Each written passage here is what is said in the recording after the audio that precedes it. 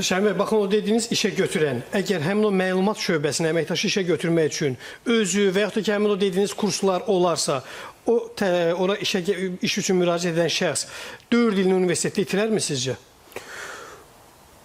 İtirməz, Yəni, amma sadəcə belədir. Necə təsir edir? Bax, orada belə bir şey var. Adam gedir İqtisad Universitetində, nə bilim, maliyyə və yaxud da iqtisadiyyat fakültəsinə qəbul olur. Sonda gəlir xəzinədar işləyir. Bizdə bugün xəzinədar işləyən çoxlu adam var ki, heç ixtisası o deyil.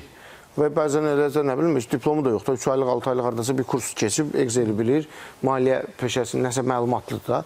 Amma bizim valideynlərimizin, bizim cəmiyyətimizdə diplom xəstəliyi var.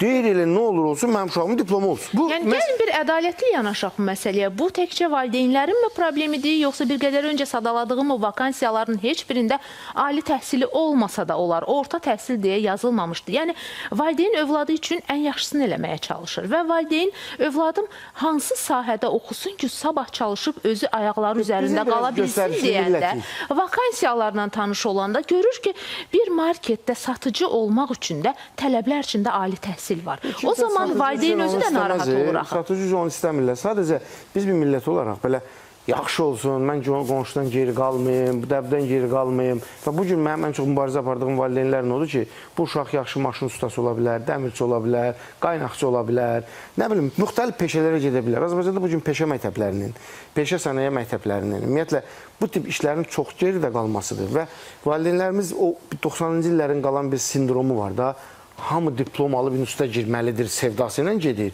Sonra instituta diplomun soran da olmur. Gözlə bilmir hara qoyubdur, harada istifadə edir. Çox az adam özünün onun sahəsində ixtisaslaşdırır. Məncə ümumi bir təfəkkür, dünya görüşün nəticəsidir bu cür.